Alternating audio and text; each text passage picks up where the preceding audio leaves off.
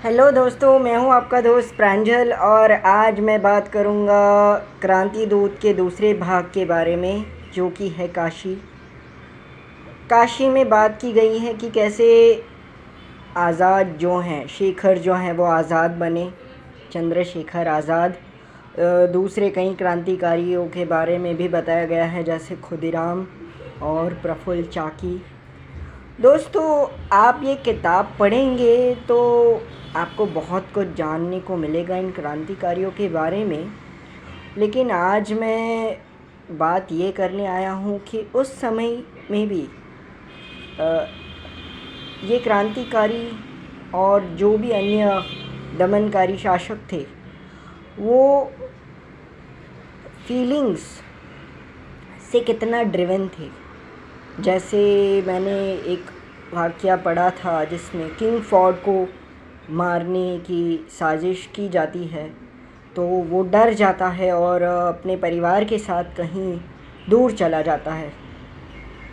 फिर मैंने एक वाक़या पढ़ा था जिसमें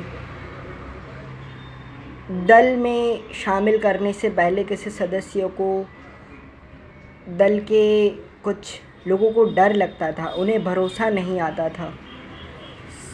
क्रांतिकारियों को भी मतलब उस समय कितना दर्द महसूस होता था, वो किस तरह की भावनाएं महसूस करते थे। क्रांति दूत के इस भाग में आपको ये जानने मिलेगा अगर आप ध्यान से पढ़ेंगे तो। ऑल्सो आपको इसमें भावनाओं के अलग अलग रंग दिखेंगे, जैसे कैसे दमनकारियों की जो सज़ा होती है या उनके जो एक्शंस होते हैं उनके ऊपर खुद को सरेंडर ना करते हुए भारत माता की आज़ादी के लिए, इस देश की आज़ादी के लिए कुछ लोग जो हैं वो अपने शरीर का परवाह नहीं करते। और साथ ही में आप अगर ये किताब पढ़ेंगे तो आपको दोस्ती, थोड़ी सी हंसी, खटपट, याराना और बहुत सी चीज़ें जानने को मिलेगी। मेरे हिसाब से आपको क्रांति दूत 2 भाग काशी पढ़ना चाहिए। अब जब इसको पढ़ोगे तो आप आज़ाद के बारे में तो जानोगे ही जानोगे, लेकिन आप ऐसा फील करोगे कि आप काशी में हैं और ये सारा वाक़या आप खुद महसूस कर रहे हैं। श्रीमान जी, जो मनीष सर का ट्विटर हैंडल है, उन्होंने ये दूसरा भाग भी बहुत इतने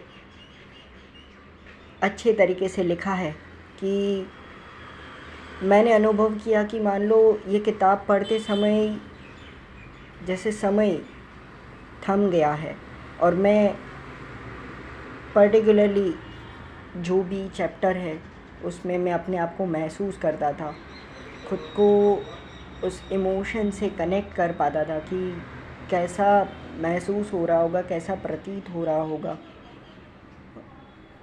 हमारे इन वीरों को, इन क्रांतिकारियों को। पैसे की इतनी कमी होने के बावजूद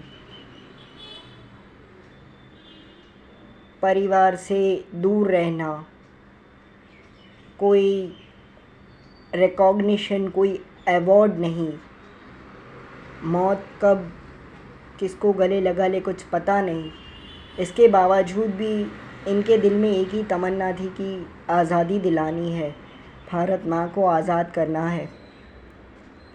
मेरे ख्याल से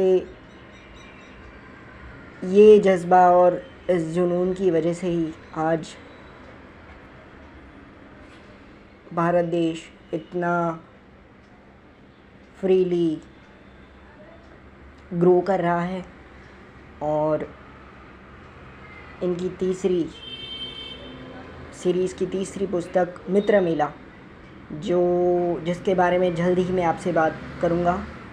तब तक के लिए आप काशी पढ़ें, अशफाक, समोसे, कचौड़ी, दोस्तों के बीच में होने वाली टांग खिंचाई, मित्रता, मेंटरशिप, इन सारी चीज़ों के बारे में जानें।